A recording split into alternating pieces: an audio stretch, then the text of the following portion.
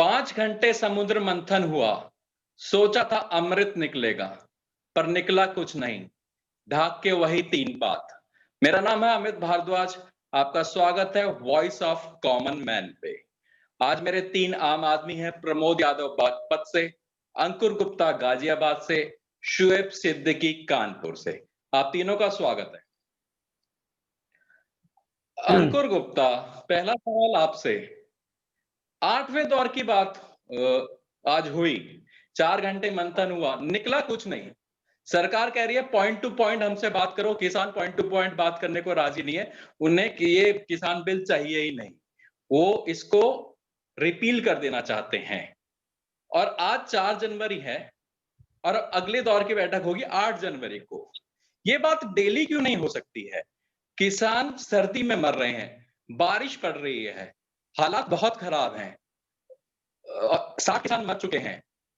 ये बात डेली भी तो कर सकते हैं, दिक्कत क्या है? जब डेली बात होगी तो जल्दी से जल्दी सॉल्यूशन निकल जाएगा। नमस्कार साथियों, मैंने आज मीटिंग के बाद नरेंद्र तोमर जी का इंटरव्यू सुन रहा था मैं, तो यही सेम सवाल उनसे किसी जर्नलिस्ट ने पूछा था। तो उन्होंने ये जवाब दिया कि जो भी डेट डिसाइड होती है वो किसान संगठन से बात करके ही होती है। तो अब मुझे नहीं पता कि ये डेट किसान संगठन ने दी है या गवर्नमेंट ने प्रपोज की है, बट कंसेंसस दोनों का कंसेंसस ही है इसमें। अंकुर एक मिनट, बीच में रोकूंगा। किसान संगठन के बड़े नेता हैं युद्धवीर सिंह, उन्होंने कहा है हम कभी भी डेट नहीं देते हैं, डेट सिर्फ सरकार देती है, बॉल सरकार के पक्ष में है, डेट देने का अधिकार भी सिर्फ सरकार को है, किसान संगठन कोई डेट नहीं देता है। आप तो आगे फिर तो अगर ऐसा है तो फिर तो डेली बात हो तो मुझे लगता है इसका सॉल्यूशन जल्दी निकलेगा और डेली बात होनी चाहिए। इस ठंड में अगर किसान रोड पे बैठे हैं तो डेली बात हो तो मेरे को लगता है जल्दी ही निकलेगा। बाकी आपने जो ये पूछा कि इस मीटिंग का भी कुछ रिजल्ट नहीं निकला, ये वाकई बहुत ही दुखद है और मुझे लगता है कि दोनों तरफ से एडमेंट नहीं होना चाहिए। ये बात मैं इस बात में गवर्नमेंट एग्री करता हूँ कि वो ये जब ये बोलते हैं कि आप इस पॉइंट बताओ कि इस बिल में क्या खामी है, हम उसको दूर करेंगे, और किसान संगठन ये बोलते हैं कि हमें पॉइंट नहीं बताना, हमें पूरा बिल ही रिपील करना है। तो इस बात में कुछ हद तक मुझे लगता है कि किसान संगठन को सोचना चाहिए कि उनको बताना चाहिए कि हमें ये प्रॉब्लम है, ये आप प्रॉब्लम्स दूर करो। जैसे उन्होंने एमएसपी बताया, बिल्कुल ठीक बताया, एमएसपी पे उनको करना चाहिए, लेकिन ये कहना कि तीनों कानून आप वापस ले लो, मुझे लगता है ये न्याय संगत नहीं है और ये प्रैक्टिकल भी नहीं है। ठीक है अंकुर, ठीक है। प्रमोद यादव, क्या किसान संगठन सरकार को डरा रहे हैं, उन पर दबाव बनाने की कोशिश कर रहे हैं, प्रेशर कुकर सिचुएशन बना रहे हैं क्या वो? मतलब वो कह रहे हैं कि अगर कुछ नतीजा नहीं निकला तो हम दिल्ली के अंदर ट्रैक्टर घुसा देंगे, जागृति आंदोलन करेंगे। 26 जनवरी के दिन तो बहुत ज्यादा सिक्योरिटी हो रही है, वो कह रहे हैं हम अपनी अलग ही परेड निकालेंगे ट्रैक्टर्स की। सिक्योरिटी रीजंस के चलते अगर कुछ हो गया तो फिर यही लोग फिर बोलेंगे कि इंडिया का सिक्योरिटी सिस्टम बहुत खराब है। ये प्रेशर जो बनाया जा रहा है सरकार पर, ये गलत है। बातचीत का दौर चल रहा है ना। प्रमोद यादव। नमस्कार दोस्तों, प्रेशर बिल्कुल मैं आपकी बात से एग्री हूं। वो किसान प्रेशर बनाने की कोशिश कर रहे हैं क्योंकि उनको लग रहा है कि सरकार उनको सीरियसली नहीं ले रही है, और ये लगने का उनके पास वाजिब कारण भी है क्योंकि जो कई दौर की वार्ता हो चुकी है उसमें कुछ भी निष्कर्ष नहीं निकला है। जो इंटरव्यूज, जो वीडियोस आउट हुए हैं मीटिंग्स के, उनको देख के भी लग रहा है कि सरकार चाहती है कि आंदोलन लंबा खींचे, और लंबा खींचेगा तो आंदोलन खत्म होने के चांसेस रहेंगे और आंदोलन टूट जाएगा, उनमें बिखराव हो जाएगा, आपस में जो एकता बनी है वो टूट जाएगी। सरकार डिलेइंग टैक्टिक्स खेल रही है। सरकार डिले टैक्टिक्स खेल रही है। उनका एटीट्यूड, जो उनकी बॉडी लैंग्वेज से, जो उनके इंटरव्यू से, जो टॉप मोस्ट लेवल की लीडरशिप के जो बॉडी लैंग्वेज है, उससे यही समझ पा रहा है आम आदमी कि सरकार डिले टैक्टिक्स खेल रही है एंड वो सीरियस नहीं है इसको रिजोल्व कराने के लिए। वो आम जनता में मैसेज देना चाह रही है कि जो किसान संगठन है वो केवल कुछ प्रदेश तक, कुछ उनकी जो रीच है वो लिमिटेड है, और उनकी जो मांगे हैं वो तर्कसंगत नहीं है, और जो वो प्रेशर बनाने की कोशिश कर रहे हैं उसके आगे सरकार नहीं झुक सकती है। ठीक है प्रमोद यादव, ठीक है।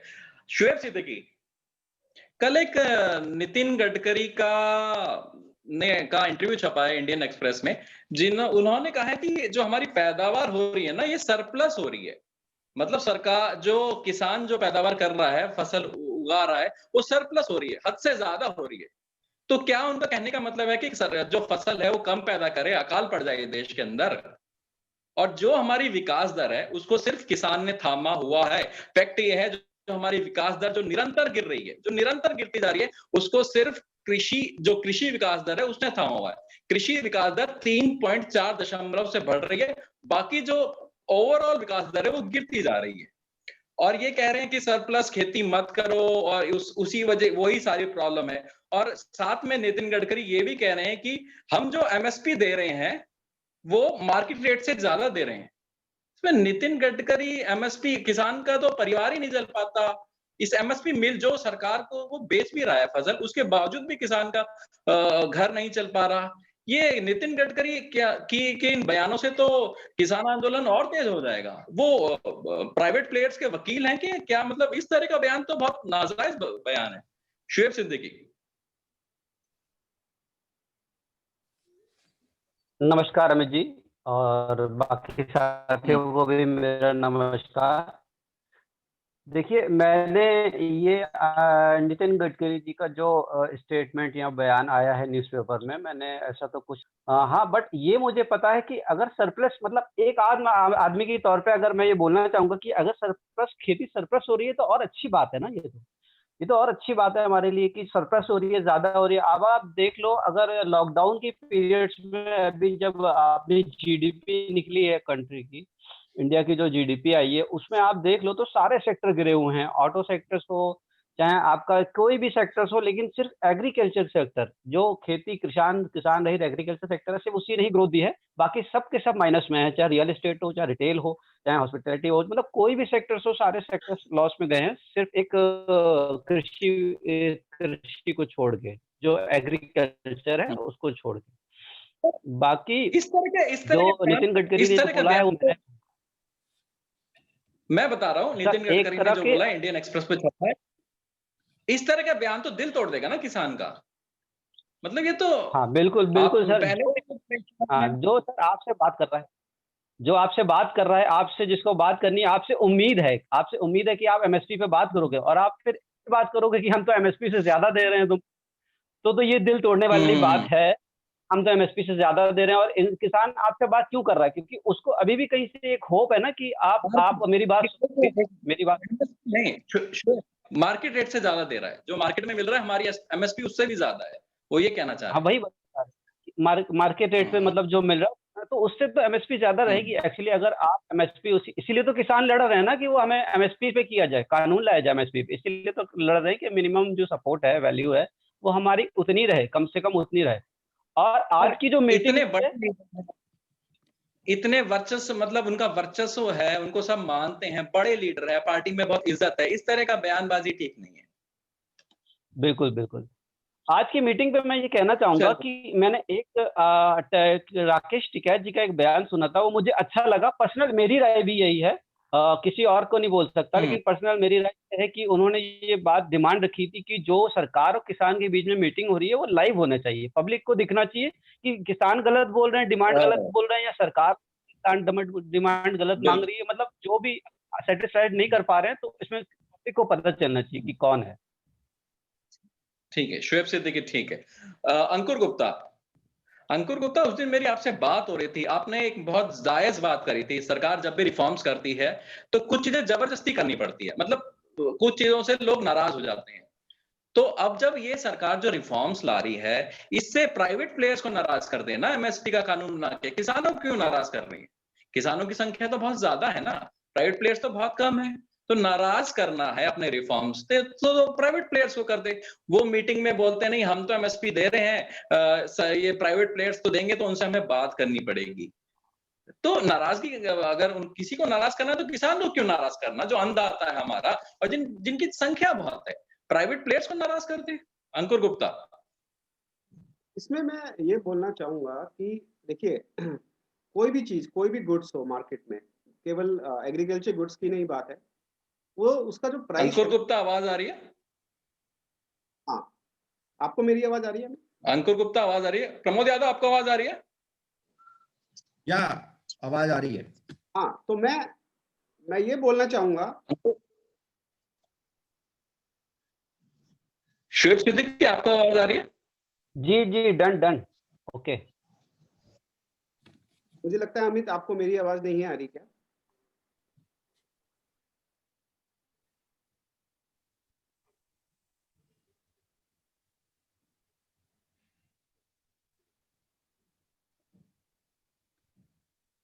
अमित, आप हमें सुन पा रहे हैं? अमित,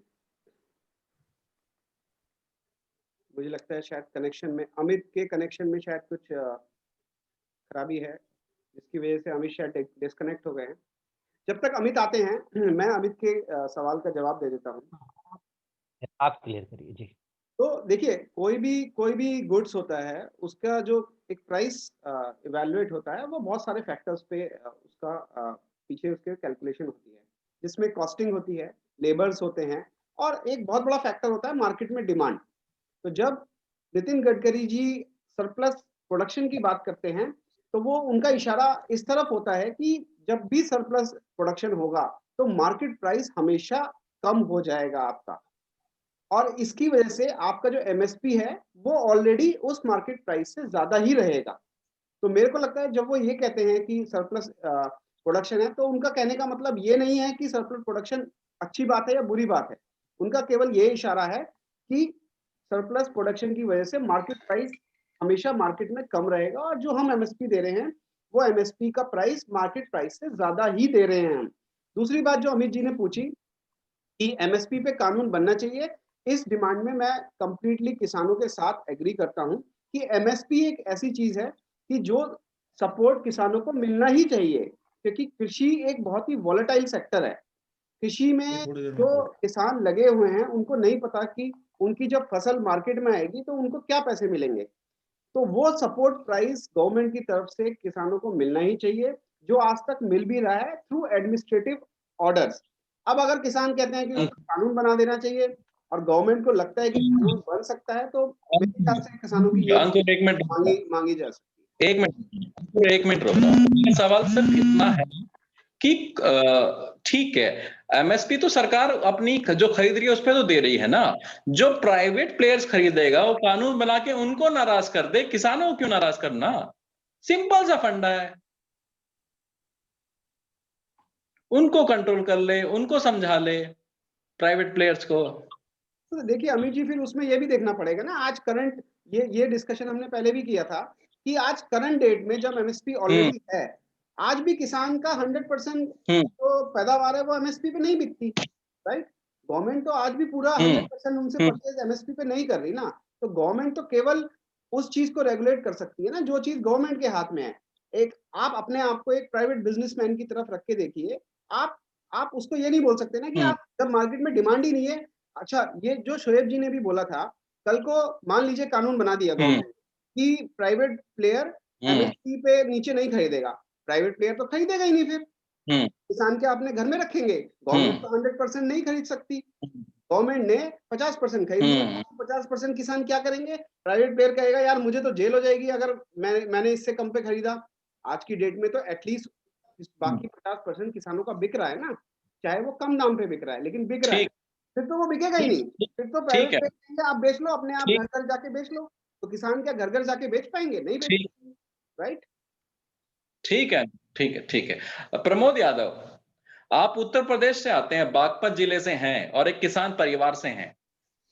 2 महीने हो गए गन्ने को शुगर मिल जाते हुए उत्तर प्रदेश के अंदर, और उस गन्ना जब देता है किसान तो उसको सिर्फ पर्चियां मिल रही हैं जिसपे लिखा है 000। इसका मतलब किसान को पता ही नहीं है मैं गन्ना कितने में बेच रहा हूं, अभी तक फिक्स ही नहीं हुई है गन्ने की कीमत। तो मतलब ये कैसा स्वभाव है कि किसान को पता तो होना चाहिए, मैं अपना सामान, हर बंदे का पता होता है, किराना वाले को पता है भाई मैं 20 रुपए किलो चीनी बेच रहा हूँ। किसान को भी तो पता होना चाहिए कि मैं गन्ना कितने में बेच रहा हूँ, उसे 000 की पर्ची मिल रही है। प्रमोद यादव सर, ये अमित जी, ये कोई पहली दफा नहीं है, हमेशा किसान को फॉर ग्रांटेड ले लिया गया है। अगर आप सुप्रीम कोर्ट की देखें रिगार्डिंग गन्ना किसान, तो सुप्रीम कोर्ट क्लियरली हम्म। कहता है कि जो शुगर मिल्स हैं, जो गन्ना किसानों ने उनको ऊपर डाला है, जो उनका पेमेंट है, वो उसको 14 डेज से ज्यादा होल्ड नहीं कर सकते।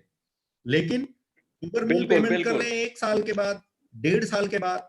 आप अभी भी पिछले पैरा ही सत्र की अगर बात करेंगे, क्योंकि मैं खुद भी एक किसान हूं, मैं खुद भी गन्ना पैदा करता हूं, मैं खुद भी बागपत शुगर मिल्स में अपना गन्ना डालता हूं, तो मुझसे बेहतर कोई नहीं बता सकता कि मेरा पेमेंट कितना डिले आता है। हिंदुस्तान में किसान को फॉर ग्रांटेड ले लिया गया है। अभी गन्ने का कोई रेट ना तो राज्य सरकार ने डिसाइड किया है, ये राज्य सरकार की रिस्पॉन्सिबिलिटी है, क्योंकि शुगर मिल्स राज्य सरकार के अधीन आती हैं। तो वो किसान से उसका माल ले रही हैं कि रेट जी जब हमारा होगा तो हम बता देंगे, क्योंकि फॉर ग्रांटेड ले लिया गया है। किसान सुप्रीम कोर्ट भी गए, सुप्रीम कोर्ट ने ऑर्डर भी कर दिया, लेकिन इम्प्लीमेंटेशन ऑफ दैट ऑर्डर वो इम्पोर्टेंट है, जो कि करंट पॉलिटिकल पार्टी नहीं कर पा रही है। अगर सुप्रीम कोर्ट भी इंटरवीन कर रहा है, 14 दिन के अंदर किसान को पेमेंट करनी है, बहुत अच्छा, बहुत रिमार्केबल जजमेंट है। और यूपी में 2020 जनवरी के बाद गन्ना किसान को पेमेंट नहीं आई है। तो ये तो मतलब तो सीधा तो ये तो सुप्रीम कोर्ट का उल्लंघन है ना। वो तो उल्लंघन है। इम्प्लीमेंटेशन तो राज्य सरकार के हाथ में है, उसको लागू कराना। जो शुगर मिल्स हैं, बड़े बड़े राजघरानों के, बड़े बड़े उद्योगपतियों के शुगर मिल्स हैं, वो पार्टी फंड में पैसा देते हैं, जो इंटरेस्ट है। किसान उसी में खुश है कि उसका जो पेमेंट, जो एक्चुअल जो प्रिंसिपल पेमेंट है, वही उसको मिल जाए। उसको ये पता ही नहीं है कि उसका इंटरेस्ट के रूप में जो शुगर मिल्स है, उन्होंने कितना पैसा उसका कमा लिया। और मेन बात ये है कि जो गन्ने का जो भाव है, वो कौन डिसाइड कर रहा है? वो किसान डिसाइड नहीं कर रहा है, जिसको पता है कि पेस्टिसाइड्स की कीमत कितनी बढ़ गई है, उसकी लागत कितनी बढ़ गई है, और वो अपनी मजदूरी तो उसमें जोड़ता ही नहीं है। अगर एक किसान के परिवार में 6 आदमी हैं, तो वो 6 के 6 लोग वहां काम करते हैं। अगर उनकी दिहाड़ी भी उसमें जोड़ दी जाए, तो उसकी लागत भी कौन डिसाइड कर रहा है, ये पता नहीं।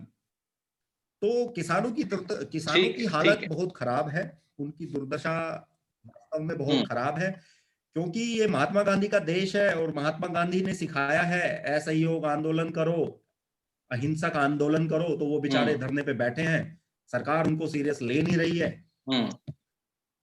तो उनके पास वो क्या ऑप्शन तो मतलब बनती है। ठीक है।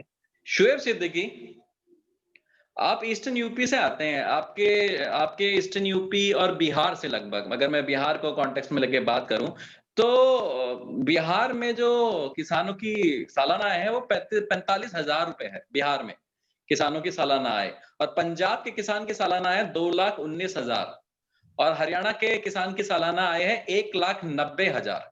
जो बिहार की किसानों की आय जो इतनी कम है, वहां मंडियां नहीं है, वहां एपीएमसी नहीं है, क्या ये इसका कारण है? और जो बिहार का बंदा पलायन कर रहा है, मुंबई जा रहा है, दिल्ली आ रहा है, हरियाणा आ रहा है, पंजाब आ रहा है, वो इसलिए है क्योंकि वहां उनको खेती में उतना कमा नहीं पा रहे। आपको एक एग्जांपल दूंगा मैं,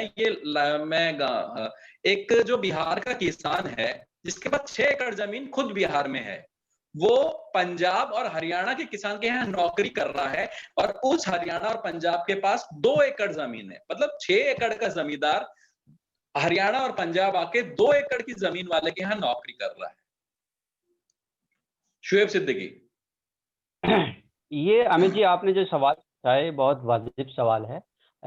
हुआ क्या कि बिहार की जो, जैसे बिहार के जो जमीन की बात करें, जैसे बंजर जमीन होती है, बिहार में इतनी उपजाऊ जमीन नहीं है जैसे कि पंजाब और हरियाणा की है। पंजाब और हरियाणा अपना एग्रीकल्चर में इसीलिए सबसे आगे है क्योंकि वहाँ की जमीन उपजाऊ है। अभी बीच में रिसेंटली जब वो लॉकडाउन हुआ था तो बिहार के लेबर एक मिनट, आई एम सॉरी, मैं बीच में रोक रहा हूँ। ये हो सकता है कहीं की जमीन हो, मैं बेगूसराय गया, मैं शेखसराय गया, बहुत अच्छी धान की पैदावार होती है, और मक्का के अंदर बिहार नंबर 1 है। 1,800 रुपए एमएसपी है मक्का, और 700 रुपए बिक रहा है। आप बंजर वाला एक बार पॉइंट छोड़ दीजिए, वहां मंडियां नहीं है, उसकी प्रति व्यक्ति इतनी कहाँ है। मेरा ये मतलब है वो किसान बेचारा कमा नहीं पा रहा। 45,000 साल यानी महीने में 3,500 रुपए कमा रहा है, तो वो तो बेचारा यहाँ जहाँ जो अमीर किसान है हरियाणा पंजाब का, वहां आके करेगा ही काम।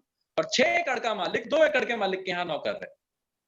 बिल्कुल बिल्कुल ठीक बात कही। जैसे मंडी नहीं है, जैसे आपने एक बात बोली है, वहां पे मंडी सिस्टम नहीं है, तो इसका मतलब कि मंडी सिस्टम बड़ा इफेक्टिव है। इसका मतलब यह है कि मंडी सिस्टम जो है वो इफेक्टिव है। यहाँ पर मंडी सिस्टम है और वहां पर मंडी सिस्टम नहीं है, तो इसका मतलब कुछ ना कुछ तो मंडी की वजह से है। और दूसरी बात, अभी जैसे लॉकडाउन में जो जितने भी लेबर्स थे या मुंबई से, दिल्ली से या हैदराबाद से जो लॉकडाउन से बिहार में वापस गए हैं, कुछ लोगों ने खेती भी करी है अपने घर वहां जाके, बिहार में जाके। एक बंदे की खेती का दिखा रहे थे कि गोभी उसने उगाया, बहुत अच्छी गोभी उसकी उगी, फूल गोभी, और वो ₹1 केजी उसकी गोभी उठ रही थी। तो उसकी कॉस्टिंग भी इतनी नहीं आ रही थी कि जितना उसने लगाया उसकी कॉस्टिंग भी निकल रही हो। तो फिर ये जैसे अभी प्रमोद जी ने बोला, बहुत अच्छी बात बोली कि हर चीज की कॉस्टिंग होती है, हर चीज की एक कॉस्टिंग होती है। तो किसान की कॉस्टिंग क्यों नहीं निकाली जाती है? किसान का लेबर, किसान जो काम करता है, वो जो मेहनत होती है उसके लेबर में क्यों नहीं गिनी जाती? एक प्राइवेट कंपनी कोई भी होती है तो वो सारी चीज की कॉस्टिंग निकालती है, वो सारी चीज की कॉस्टिंग निकालेगी, अपनी ट्रांसपोर्टेशन की भी निकालेगी, अपनी वर्क की निकालेगी, और जो गुड्स होता है उसकी भी निकालती है। तो किसान की जो चीजें लग रही हैं, किसान की चीजें होती है, जो फसल, जब तक की फसल बनती है, फसल बनने के बाद उगाई जाती है, फिर उसके बाद जब वो कटती है, कट के मंडी में आती है, तो वहां तक की उसका जो खर्चा है उस पे निकालने के बाद कुछ परसेंटेज प्रॉफिट के साथ एक एमएसपी तय करनी चाहिए ना प्राइवेट वालों को भी, कि इतनी तो मिलनी चाहिए जो उनकी हकीकत। ठीक ठीक है शुएब सिद्दीकी। अंकुर गुप्ता, 50 से अधिक किसान मर चुके हैं। अगर हम किसान आंदोलन की जबान में बोलें तो 50 से अधिक किसान शहीद हो गए हैं। बीजेपी के एक महिला है, महिला लीडर है, उन्होंने कहा है, वो किसानों से कहती है, हमें जो ये किसान मरे हैं, इस बात का सबूत दीजिए कि ये किसान आंदोलन में ही मरे। ये कुछ अमानवीय नहीं है। कभी इनको खालिस्तानी कहा जा रहा है, कभी माओवादी कहा जा रहा है, कभी कुछ और टैग किया जा रहा है। और अब ये इतनी बड़ी बात, मतलब ये इस बात के सबूत देने पड़ेंगे कि ये इतना अमानवीय क्यों होता जा रहा है, सरकार का रुख इतना अमानवीय क्यों है? अंकुर गुप्ता। देखिए, ये जो स्टेटमेंट है, अगर आपको सही सोर्सेस से मिला है तो ये वाकई बहुत ही असंवेदनशील स्टेटमेंट है।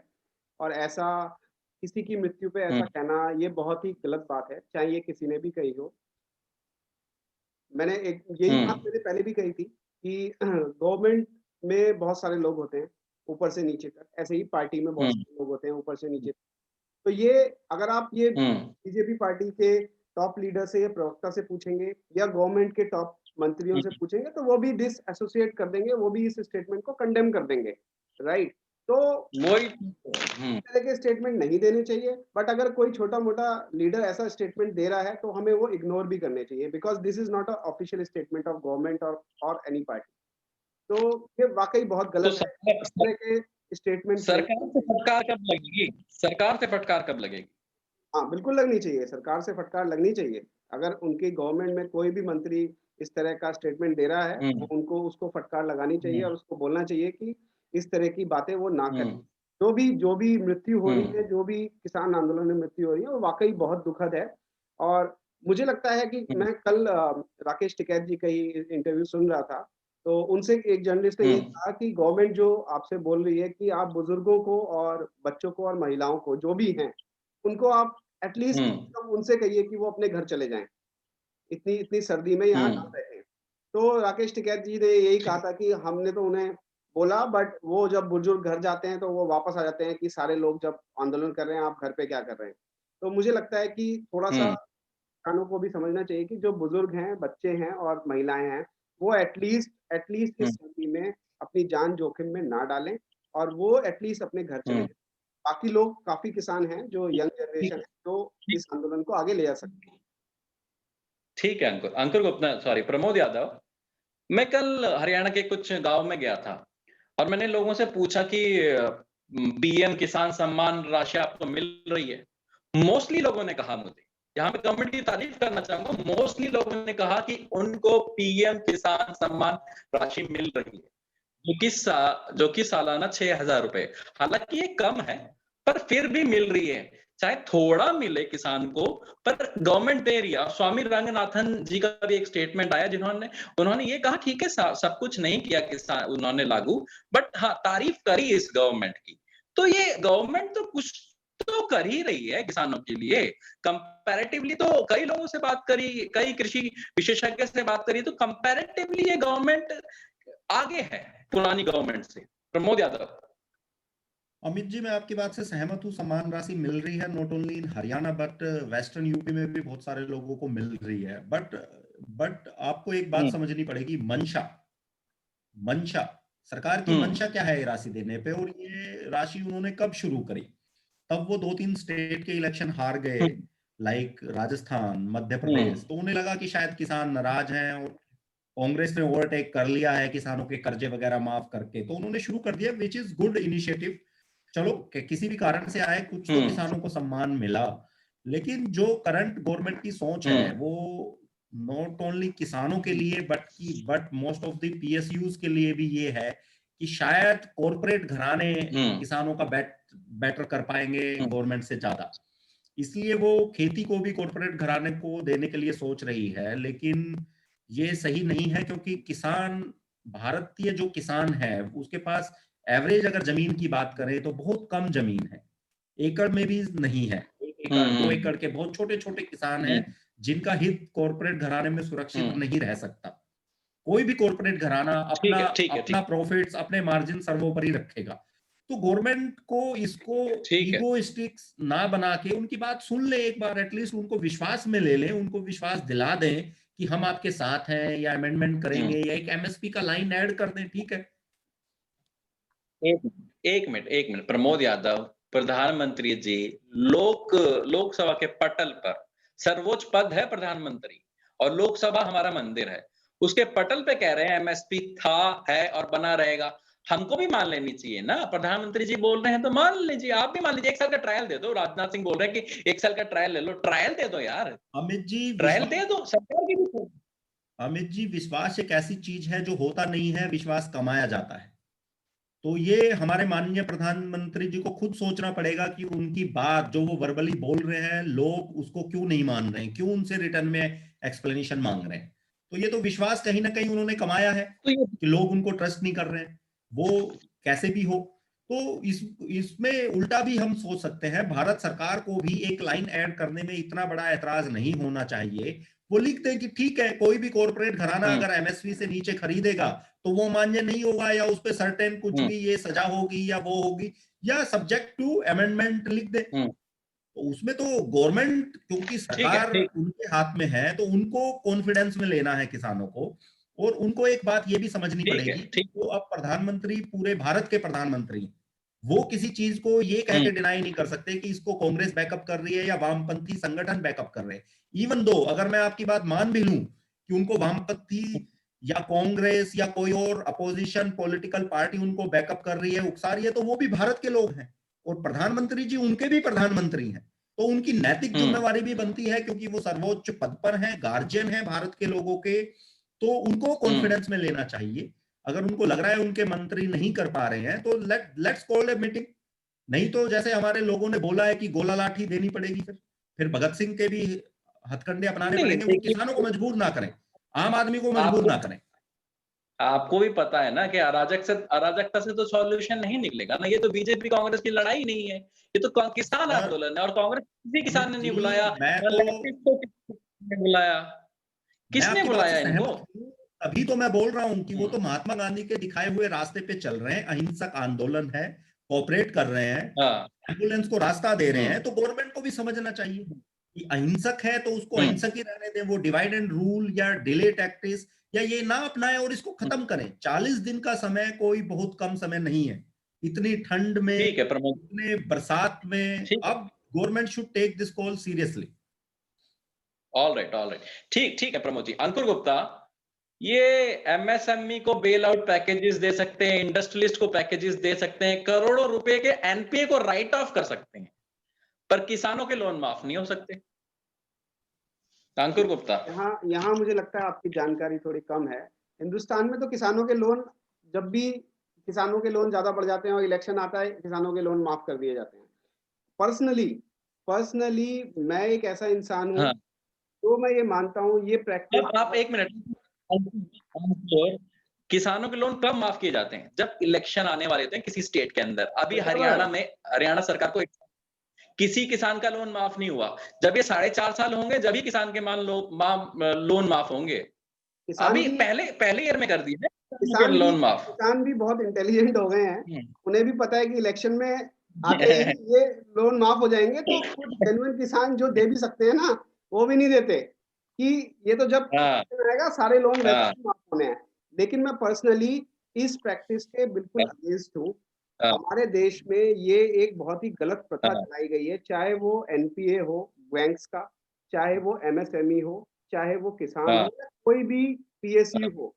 बेल आउट हम्म, पैकेज एक बहुत ही इमरजेंसी हम्म, सिचुएशन में देना चाहिए कि मान लीजिए अकाल पड़ गया, हम्म, किसानों ने फसल हाँ, उगाई, अकाल पड़ गया या बाढ़ आ गई और उनकी पूरी सब कुछ फसल नष्ट हो गई। उस तरह के सिचुएशन में ही केवल बेल आउट पैकेज देने हाँ, चाहिए। हमें एक ऐसा इंफ्रास्ट्रक्चर खड़ा करना चाहिए कि वो सिचुएशन पहुंचे ही ना। ऐसी सिचुएशन किसान क्यों पहुंचते हैं? पहुंचे ना, पर किसानों इंडस्ट्री की, को मिलना है, आप मुझे पर एक बात इंडस्ट्री को बताइए, मिलना है ना। किसानों की फसल हम्म, इंश्योरेंस क्यों नहीं हो सकता? जो स्कीम मेरे ख्याल से यही गवर्नमेंट लाई है, किसानों की फसल का जो बीमा हाँ, हाँ, नहीं कराने नहीं, का जो किसान प्रथा बीमा शुरू है। की है, आप उसको इंश्योर हम्म, कराइए। कोई भी अकाल आएगा, कुछ भी बाढ़ आएगी, आपकी फसल ऑलरेडी इंश्योर्ड होगी। तो ये जो प्रथा है ना, नहीं मैं ये चीजों हम्म, को, ये कोई भी सिस्टम आप उठा लीजिए, आप कोई भी सिस्टम उठा लीजिए, हम्म, अगर आप उसको इस तरह हम्म, की प्रथा ला देंगे, लोगों की कॉम्पिटेंसी, लोगों की प्रोडक्टिविटी कम हो जाएगी उस सिस्टम में, क्योंकि कहीं ना हाँ, कहीं हाँ, उसका पूरा माइंडसेट ये बन जाता है कि at the end hmm, bail out हो ही जाएगा, राइट? तो वो उस अच्छा, माइंडसेट से नहीं वो माइंडसेट एक, किसी भी सेक्टर को कभी भी ग्रो नहीं कर सकता।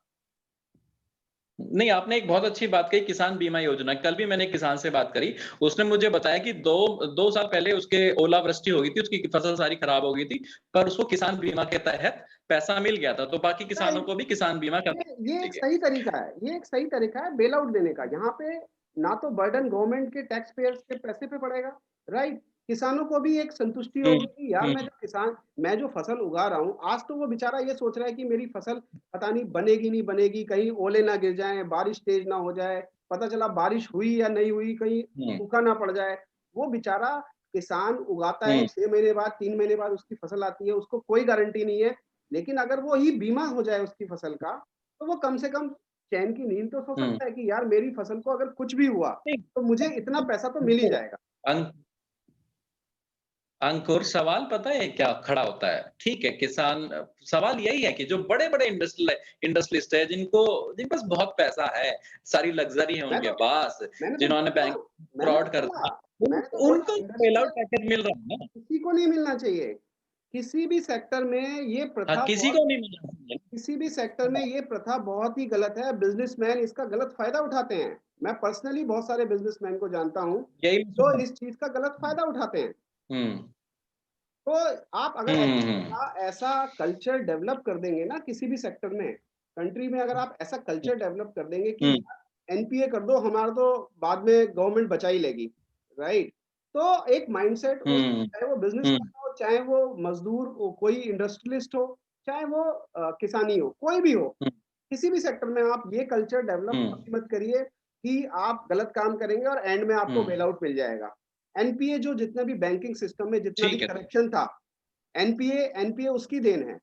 हुँ, जितने भी बैंकिंग सिस्टम में करप्शन ठीक है है, अंकुर, जो ठीक है। जो तो बड़े-बड़े कॉर्पोरेट्स के साथ उनका कनेक्शन है, इतना लोन वो बिना किसी कोलैटरल के दे देते हैं और एंड में वो एनपीए बन जाता है। तो ये सिस्टम ही गलत है। ऐसे आप हर सेक्टर में ठीक ऐसे कब तक देंगे बेल आउट? कब है, तक बेल ठीक। आउट देते रहेंगे आप? हुँ, तो वक़्त थोड़ा कम है। शुएब सिद्दीकी, कल छत्तीसगढ़ में ना एक घटना घटी है।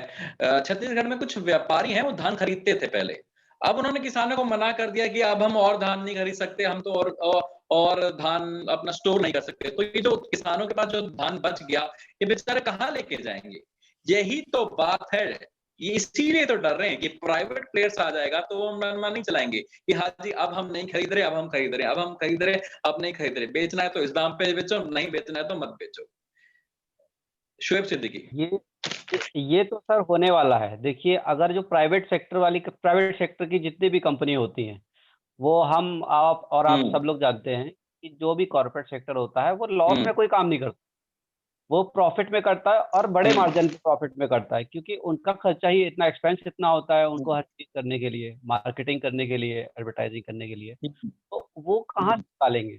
हुँ, वो हुँ, यही अपने हुँ, किसान की जो आय है मेरे ख़्याल से उसमें लग रहा है और कहीं गिरावट ना आ जाए।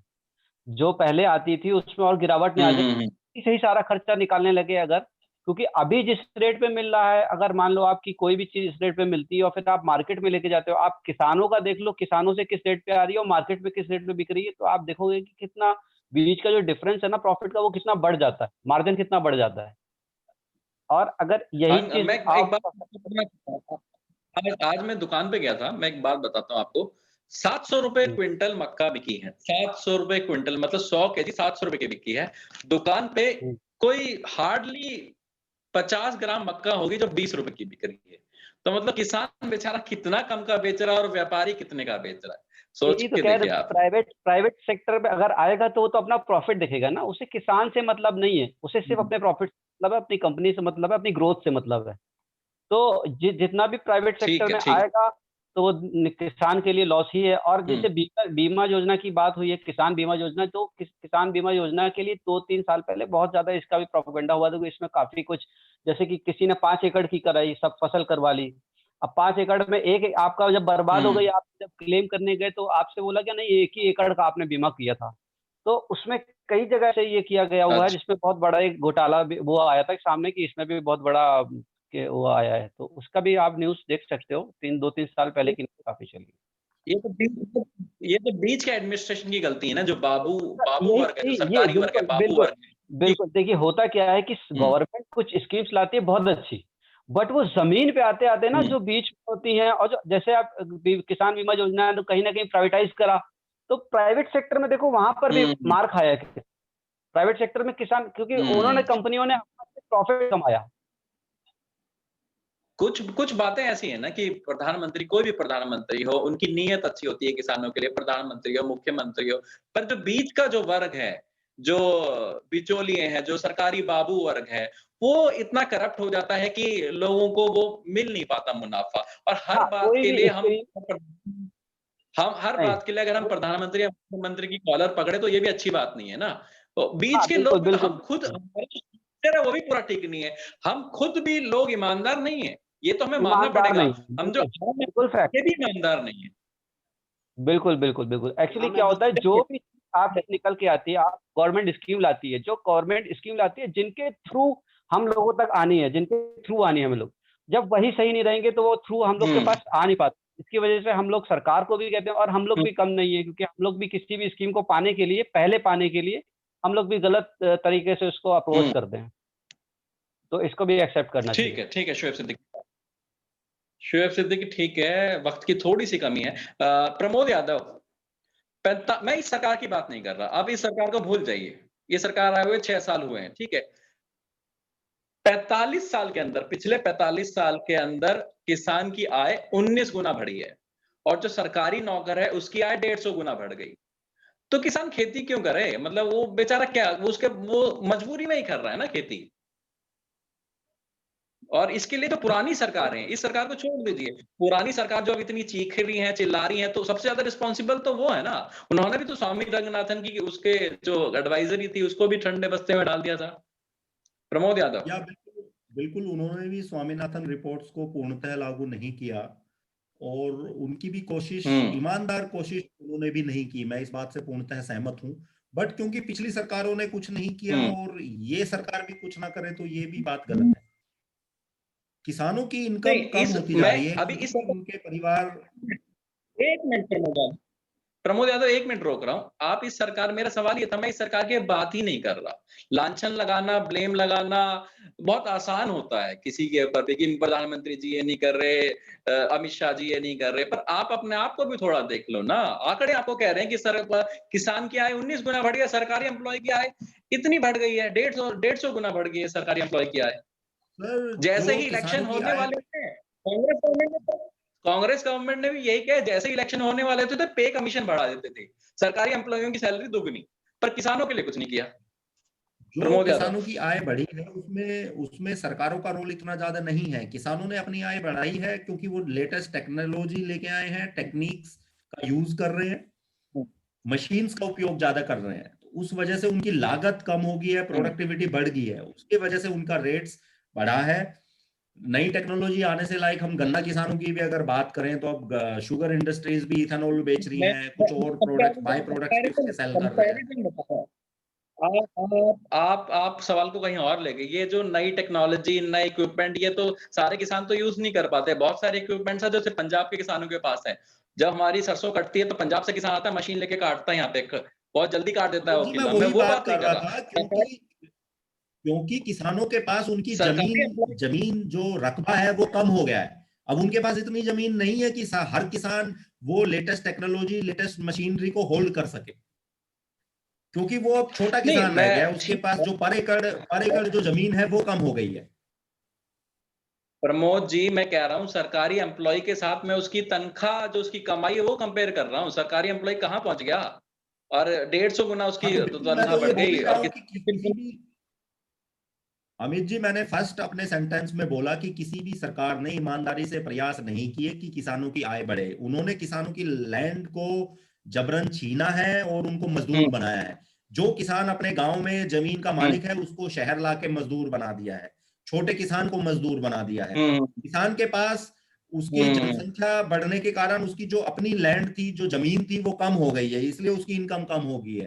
प्लस उसके पास जो एजुकेशन हुँ, है, वो एजुकेशन का स्तर उतना ऊंचा हुँ। नहीं उठ पाया है जितना शहरी वर्ग का या नौकरी पेशा वर्ग का स्तर ऊंचा उठ गया है। वो खेती पे डिपेंडेंट है। आज भी जो किसान सक्षम है, जिनके चलिए, बच्चे पढ़ लिख गए हैं, वो खेती नहीं करना चाह रहे हैं क्योंकि वो घाटे का सौदा है। अंकुर गुप्ता, पिछले 10 सालों में 45 लाख करोड़ का नुकसान हुआ है किसानों को, 45 लाख करोड़। तो ये किसान की आय 2022 तक 2.5 गुना कैसे हो जाएगी? उम्मीद है कुछ? मुझे तो कम ही उम्मीद है कि 2.5 गुना पेपरों पे शायद हो जाए, बट ज़मीन पे 2.5 गुना करना तो थोड़ा हमारा ओवर ऑप्टिमिज्म ही कहलाएगा, क्योंकि जैसे आपने खुद ही बताया कि 45 साल में 19 गुना जाके हुई, और अगर हम ये बोलें हुँ, कि 6 साल या 10 साल में वो हुँ, 2.5 गुना हो जाएगी। बट ठीक है, अगर गवर्नमेंट इस तरफ प्रयास कर रही हुँ, है, मैं कहता हूँ अगर वो ढाई गुना टारगेट करती है और अगर 1.5 गुना भी हो जाती है किसानों की, तो हुँ, कुछ तो भला होगा बेचारे किसानों का। सर, विज्ञान भवन में बैठ के प्रेजेंटेशन हुँ। देने में 2.5 गुना करने में क्या जा रहा है? एक जिसने कभी खेती की अच्छा, ही नहीं, जिसको ये नहीं प्रमोद पता कि यादव, एक बात बताइए, गेहूं का प्रमोद यादव, पौधा कैसे होता है, वो प्रमोद यादव, प्रेजेंटेशन देके 2.5 गुना बना दो। प्रमोद सर प्रमोद यादव, ठीक है। सरकार ने, चलो जो भी सरकार, ठीक है, कागज़ों पे सरकार भी हर चीज़ नहीं कर सकती, थोड़ी बहुत लिपा-पोती होती है, बट इतना भी नहीं कर सकती कागज़ों पे सब कुछ दिखा दे। एक एक बात मैं आपसे पूछना चाहता हूँ, क्या सरकार ही सब कुछ करेगी? किसान किसान को भी तो चाहिए ना, मैं अपनी आय खुद बढ़ाऊँ, ऑर्गेनिक फार्मिंग करूँ, ऑर्गेनिक टूरिज़्म करूँ। अब यूरिया यूज़ करते हैं, जबकि पहले खुद ही फर्टिलाइज़र का निर्माण होता था, अब सब यूरिया खरीदते हैं। बीज खरीदते हैं, पहले खुद ही घर में बीज बनता था, वो अब नहीं खरीदते, बाज़ार से बीज लेके अमित आना जी, पड़ता है। पारंपरिक पारंपरिक मेरा सवाल 1 मिनट पूरा होने दीजिए। पारंपरिक खेती पे ही डिपेंड हैं हम लोग। हरियाणा के अंदर गेहूँ उगा लिया, धान उगा लिया, सरसों उगा लिया। कुछ नई चीज़ आई है, बहुत से किसान जो जागरूक हो चुके हैं, मशरूम उगाते हैं, आलू की खेती करते हैं, टाई अप करते हैं मदर डेयरी के साथ। तो और या अगर वो नहीं होता तो दूध की डेयरी लगाते हैं, पोल्ट्री फार्म लगाते हैं, तो किसान को भी चाहिए ना यार, नहीं कर पा रही सरकार। ठीक है, तो मैं खुद भी कुछ कुछ कुछ तो लगाऊँ, इस्तेमाल करूँ खुद भी। मतलब अमित हर जी, चीज़ के आपने लिए बहुत सरकार को कर देना भी कोई अच्छी बात नहीं है ना। आपने बहुत ही अच्छा क्वेश्चन पूछा है और हुँ, मैं आपकी बात से सहमत हूं, लेकिन किसान क्यों नहीं कर पा रहा है? मैंने अपने 2-3 वक्तव्य में उसका जवाब देने की कोशिश की है। एक तो किसान एजुकेटेड नहीं है, नंबर हुँ, 1। नंबर 2, हुँ, उसके पास मंडियां हुँ, नहीं है। छोटा किसान है, सपोज मैं अपने गांव की हुँ, बात करूं, मेरा गांव दिल्ली से मात्र 50-60 हुँ, किलोमीटर दूर है। अगर मेरे गांव में कोई ये प्रयोग करेगा तो उसके पास मंडी अवेलेबल है, वो दिल्ली ला सकता है। अगर मैं शोएब के हुँ, एरिया की बात करूं, लाइक हुँ, ईस्टर्न यूपी की बात करूं, कहीं गोरखपुर या बिहार के किसी गांव की बात करूं, अगर वहां का कोई युवा उद्यमी कोशिश करता है तो उसके पास मंडियां कहाँ हुँ, है? मंडियां कौन बनाएगा? मंडियां सरकार बनाएगी। सरकार को किसानों को लोन देने की हुँ, बिल्कुल आवश्यकता नहीं है, मैं अंकुर जी की बात से सहमत हूं। कोई बेल आउट पैकेज देने की जरूरत नहीं है। हुँ, सरकार किसानों को हुँ, मंडियां उपलब्ध कराए, उनके नियरेस्ट तहसील में मंडियां उपलब्ध कराए, जो रॉ मटेरियल है उसकी अवेलेबिलिटी हुँ, उसको तहसील में कराए, सो दैट कि जो किसान की कॉस्ट है वो कम हो। जब उसकी कॉस्ट हुँ, कम होगी तो उसकी पैदावार बढ़ेगी, तो उसका मुनाफा अपने आप बढ़ जाएगा। और एक एमएसपी का गारंटी कर दे कि जो प्राइवेट प्लेयर्स हैं, ये एक मिनिमम प्राइस है, इस पे सब हुँ, कोई खरीदेगा, जो अभी आंदोलन इतना बड़ा हो रहा है।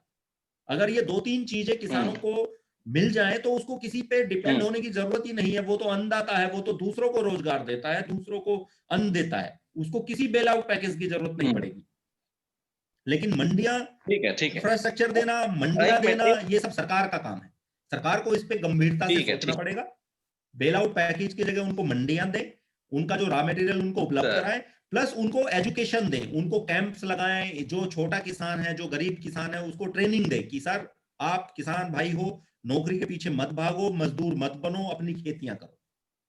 जो कि शायद ये ठीक है सरकार सर, सोच ठीक रही है है, लेकिन थ्रू कॉर्पोरेट के थ्रू सोच रही है, जो कि प्रैक्टिकली पॉसिबल नहीं है। ठीक है ठीक है। शोएब सिद्दीकी, आखिरी सवाल है मेरा ये, किसान सुप्रीम कोर्ट का इंटरवीन भी नहीं चाहते हैं, ये क्या मतलब हुआ? सुप्रीम कोर्ट ने बहुत सारे रिमार्केबल जजमेंट्स दिए हैं, सरकार को फटकार भी लगाई है, चाहे कोई सी भी सरकार हो। बहुत से ऐसे जजमेंट हुए हैं जिसमें सरकार को फटकारा भी है सुप्रीम कोर्ट ने। तो सुप्रीम कोर्ट का इंटरवीन किसान क्यों नहीं चाहते हैं, शोएब सिद्दीकी? ये किसान का ये बोलना है तो मेरे समझ के बाहर है। अगर कोई सबसे बेटर जजमेंट हो सकता है तो आप सुप्रीम कोर्ट को, मेरा तो कहना था कि किसान को खुद अप्रोच करना चाहिए था कि इस जजमेंट को सुप्रीम कोर्ट तक जाया जाए और सुप्रीम कोर्ट के सामने बात रखी जाए।